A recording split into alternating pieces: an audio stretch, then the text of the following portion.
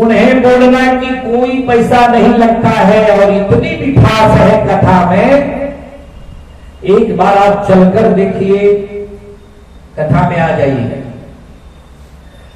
एक दिन समझाई, बेचारी प्रणाम करके चली गई, वही सूत्र बनाई। एक दिन बोली, दूसरे दिन बोली, तीसरे दिन बोली, हठ ठान दी। जानते हैं क्रिया हठ सबसे बड़ा है। जब भी कोई माता चाह लेगी ये करूंगी तो निश्चित ही करेगी, चाहे जो हो जाए। संत महात्माओं का हठ महाराज बड़ा दिग्गज होता है, कभी नहीं को मानते। बाद हठ भगवान चंद्रमा चाहते हैं, माता मुझे चंद्र खिलौना, चंद्रमा मानते हैं।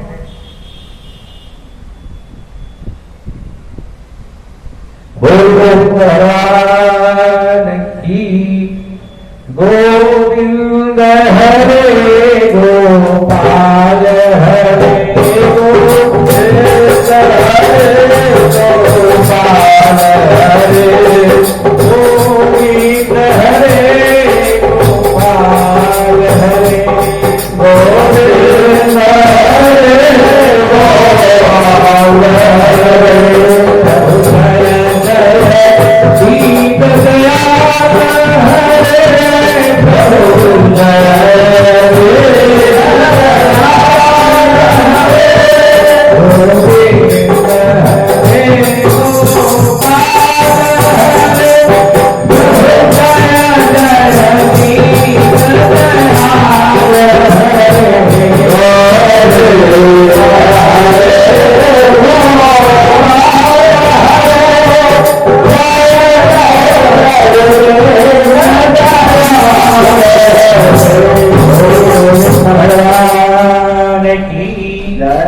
मैं बता रहा था, वो कंजूस व्यक्ति किसी तरह सत्संग में आ गया। आने के बाद देखिए, आते ही कहीं देखने लगा जगह, और कहीं किनारे पाताल बनी होती, बहुत बड़ी कथास्थल बनी हुई होती है, वही किसी डंडे के सहारे में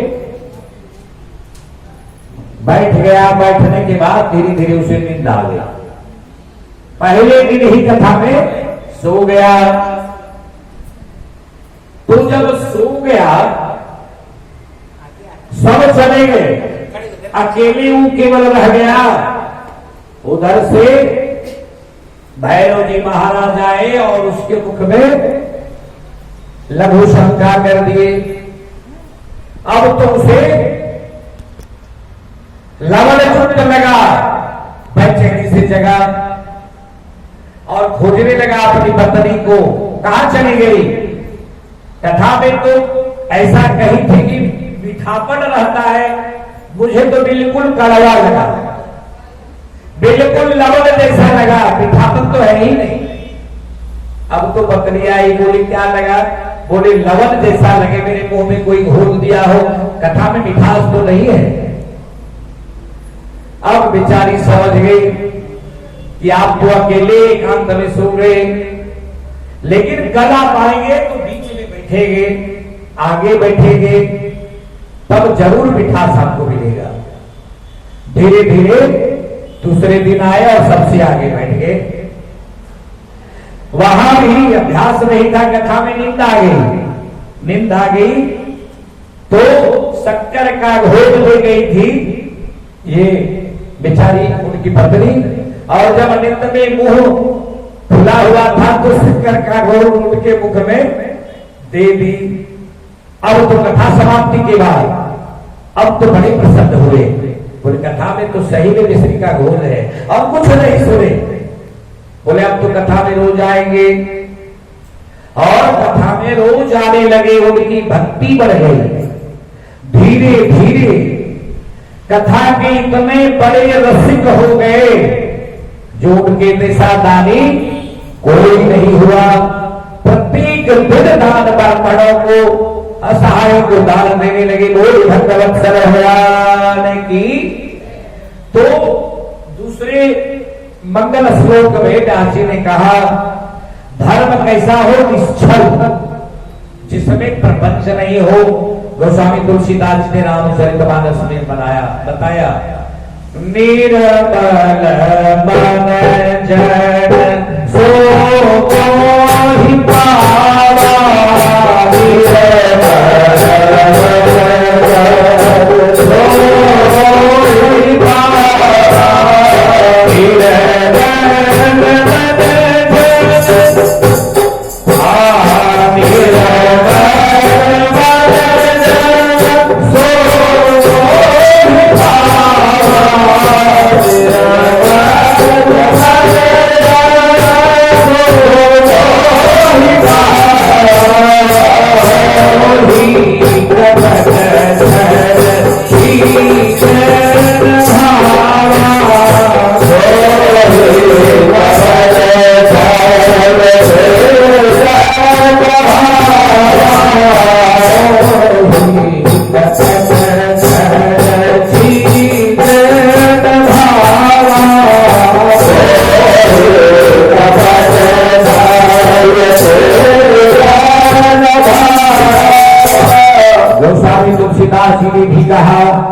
निर्मल मन जन सो मोहि पावा। भगवान क्या कहते हैं?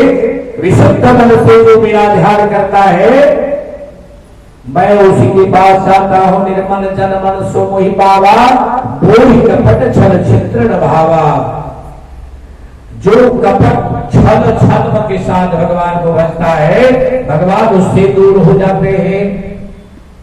कभी कभी तो जल भरत की कथा आप आगे देखेंगे। जल भरत महाराज महासंत ज्ञानी साक्षात भगवान दर्शन दिए, जो कुछ नहीं भगवान को पहचानते भी नहीं। देखिए विद्वान को तो भगवान दर्शन नहीं देते हैं, उनकी गुण स्वरूप लीला धाम सबको जानते हैं, उन तुरंत पकड़ लेंगे, इसलिए उनसे दूर रहते हैं।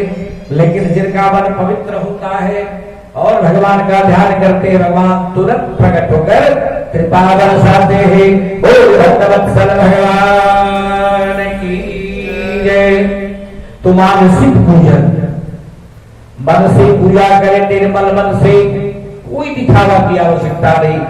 सर्वश्रेष्ठ शास्त्रों ने बताया है मानसिक पूजन। तो महाराज ये सब क्यों करते हैं? बोले आपके मन को एकाग्र करने के लिए जरूरी है। कर्मकांड के बिना आप एकाग्र नहीं हो सकते हैं। किसी वस्तु का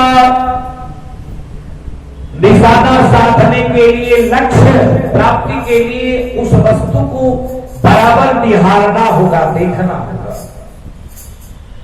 मन बुद्धि से एकाग्र होना होगा, तभी आप उस परम दुर्लभ वस्तु को प्राप्त कर सकते हैं। अर्जुन को सबको कहा गया था, अर्जुन की बारी आई, एक मछली टंगी हुई थी ऊपर और सब तीर चला रहे थे। एक से एक तीर के योद्धा, सबको किसी का मछली का शरीर दिख रहा था, पानी में चित्र देख करके और तीर चलाना था मछली के नेत्र में। सबको सब दिखाई दे रहा था, पूरा अगर दिखाई, किसी को मछली दिखाई नहीं दे रहा था। जब अर्जुन भेजने के लिए गए तो उनसे पूछा गया कि आपको क्या दिख रहा है? तो अर्जुन जी ने कहा मुझे तो केवल मछली का नेत्र दिख रहा है और कुछ नहीं दिख रहा। और उन्होंने भेदन कर दिया। तो उसी तरह परमात्मा की प्राप्ति के लिए कर्मकांड, कुल वेद में 1,00,000 ऋचाएं हैं, 1,00,000 श्लोक है,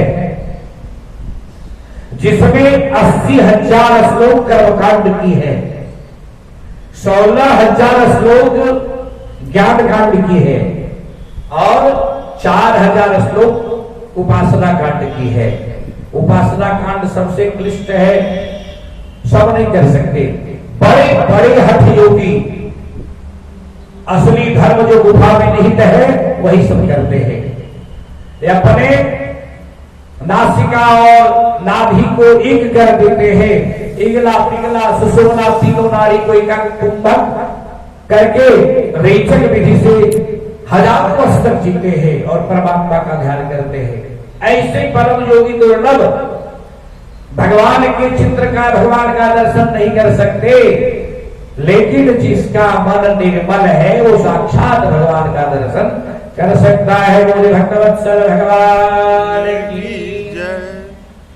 और जो निर्मल मन से भगवान की उपासना करता है, पूजन करता है, भगवान साक्षात ठाकुर जी उसके हृदय में विराजमान हो जाते हैं, उसकी बुद्धि बिल्कुल श्रेष्ठ हो जाती है, कभी भी कुविचार नहीं कर सकता। आप ध्यान देंगे, आपके घर में बहुत से व्यक्ति हैं, आपके गांव में बहुत से व्यक्ति हैं, लेकिन एक व्यक्ति का नाम श्रेष्ठ हो जाता है। आखिर क्या विशेषता है उसके अंदर? आपके भारतवर्ष में किसी एक व्यक्ति का नाम बिल्कुल श्रेष्ठ हो जाता है, जो नाम और यश की ख्याति से प्रसिद्ध हो जाता है। तो कुछ न कुछ भगवान की कृपा, वरद हस्त उसके ऊपर होती है, और जब तक कृपा नहीं होती तब तक वो भगवान का प्रिय नहीं बन सकता है। दूसरे मंगल श्लोक में व्यास जी ने धर्म के बारे में वर्णन किया और कहा, अवरुद्ध्यते, जब आप निश्चल हृदय भगवान की आराधना करते हैं तो भगवान गोविंद आपके हृदय में फंस जाते हैं। जैसे देखिए, बंसी देकर मछली को बझाना, ये फंसाना हुआ, लेकिन गोविंद हृदय में अपने आप उलझ जाते हैं, निकल नहीं सकते। जिसका हृदय बिल्कुल निर्मल है, एक बार यदि भगवान प्रवेश कर गए तो ठाकुर जी कभी नहीं जाते हैं। ऐसे भक्तवत्सल है, ऐसे कृपा के सागर है गोविंद। अवरुद्ध हो जाते हैं और हर समय गोविंद की कृपा उसके ऊपर बरसती रहती है। एक बार फंसाना पड़ता है, फिर वो अपने आप अवरुद्ध हो जाते हैं और उसके हृदय में आकर तुरंत विराजमान होकर उसका मन गदगद कर देते हैं। ये लोग तो सुधर ही जाता है और अंत में परम लोक की प्राप्ति होती है। बोलो गोविंद भगवान की जय। दूसरे मंगल श्लोक में व्यास जी ने धर्म के बारे में बताया। तीसरे श्लोक में इस श्रीमद् भागवत महापुराण के बारे में बतलाया। ये क्या है? निगम कल्पतरोर्गलितं फलम् सुखमुखादमृतं त्रवसंयुतं पिबत भागवतं रसमालयम् मुहुरहो रसिका भुवि भावुकः। ये जो है निगम कल्पतरुर्गलितं फलम्, कल्पतरु के बारे में आप सब जानते हैं।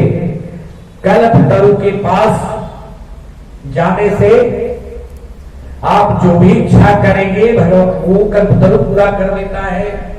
जो भी इच्छा आप करेंगे कल्पतरु पूरा कर देता है।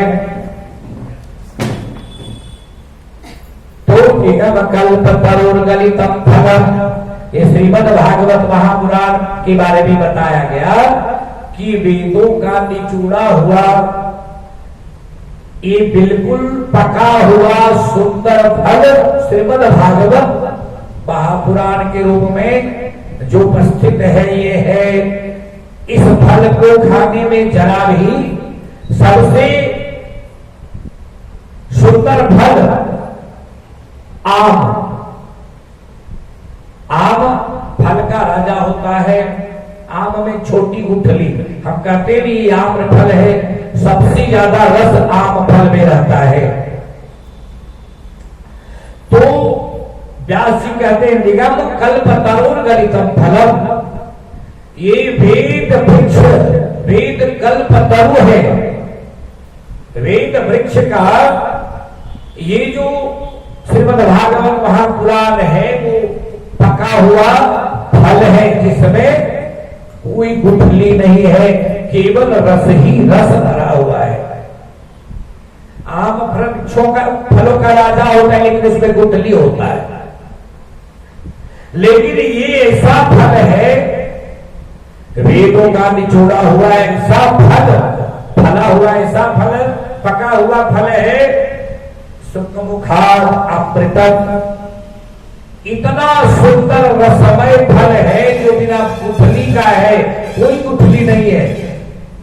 और स्वाद बढ़ा दिया किसने? जब सुखदेव जैसे परम ज्ञानी का चोंच लग गया, तोता जो सबसे मीठा फल होता है इसी में चोंच मारता है,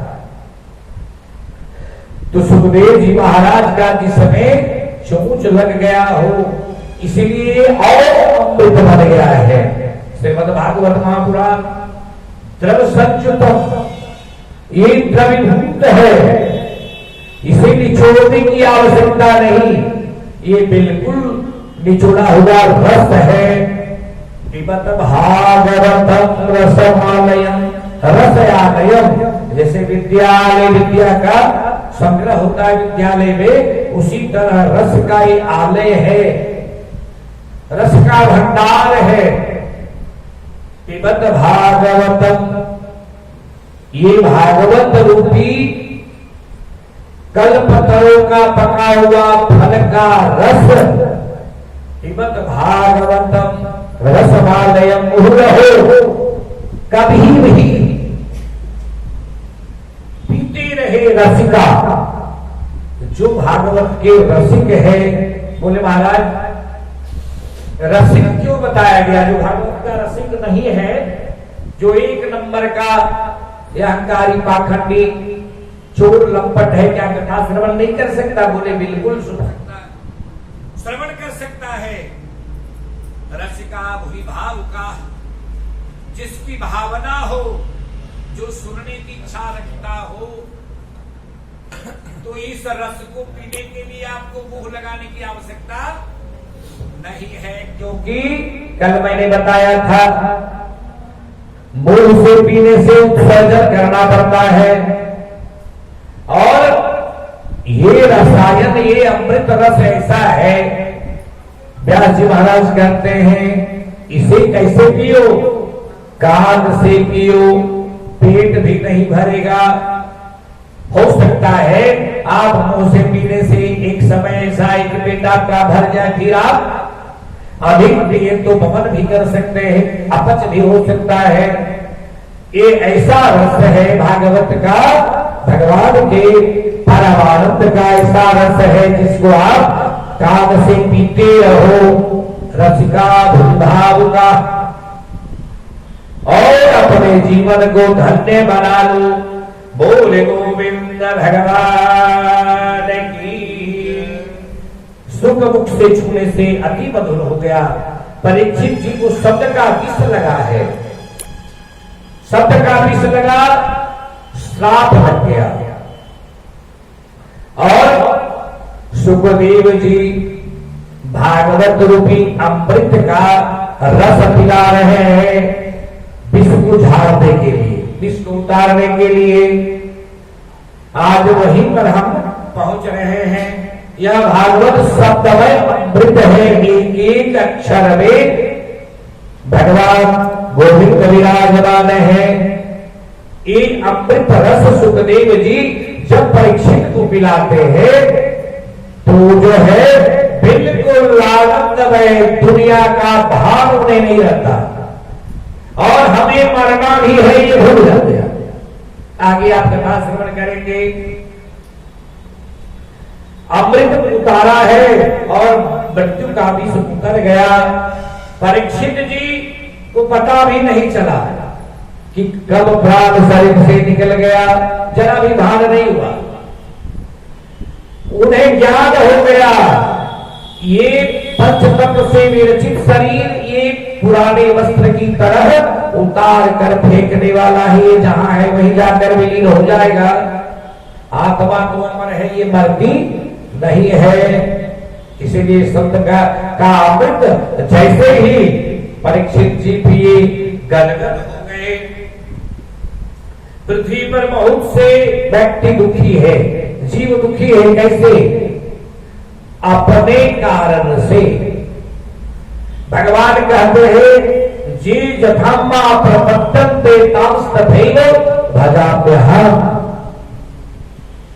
अवश्य देव भोक्तव्यम कृतम कर्मं शुभाशुभम। गीता शास्त्र में भगवान अपने मुखारविंद से बोले हैं अवश्य देव भोक्तव्यम कृतम कर्मं शुभाशुभम।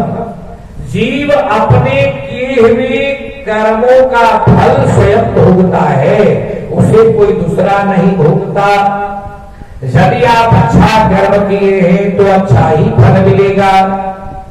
यदि आपने खराब काम किया है तो कुकर्म किया है तो आपको संगति ही मिलेगी, नरक ही मिलेगा। इसमें दूसरा कोई उपाय नहीं है। उसमें भी कलयुग में आप एक हाथ से करो, एक हाथ से फल प्राप्त करो। पहले सतयुग त्रेता द्वापर में हम करते थे, हमारे पिता को मिलता था संचित पुण्य। अभी आप अभी करें और इसी युग में आपको भोगना पड़ेगा, दूसरा कोई उपाय नहीं है। जैसे भगवान को जो हम पुकारते हैं आर्तस्वर से, जैसे बहुत बड़ा मेला लगा है और एक बच्चा अपने मां से अलग हो गया है। अब मां को भीड़ में नहीं मिल रहा है, मां बहुत दुखी है, मां बेचैन हो रही। मेरा वात्सल्य प्रेम है बालक के प्रति, वो खोज रही है चारों ओर। अभी बहुत तरह का केंद्र बना दिया जाता है जहां पर बच्चा यदि चले जाए तो घोषणा हो जाती है कि आपका बच्चा यहाँ रो रहा है, आकर आप ले जाए, ऐसी घोषणा होती है। पूरे सभा भीड़ में यदि किसी तरह बच्चा वहां पहुंच गया और यदि माइक में रोने की आवाज सुनाई दी तो मां का हृदय इतना विशाल होता है, मां उसके रोने की आवाज से ही पकड़ लेती है कि मेरा ही बच्चा हो सकता है, दूसरा नहीं हो सकता। और दौड़ी दौड़ी भागी भागी मां उस जगह पर चली जाती है। ऐसा वात्सल्य प्रेम होता है। जरा सा विचार करिए,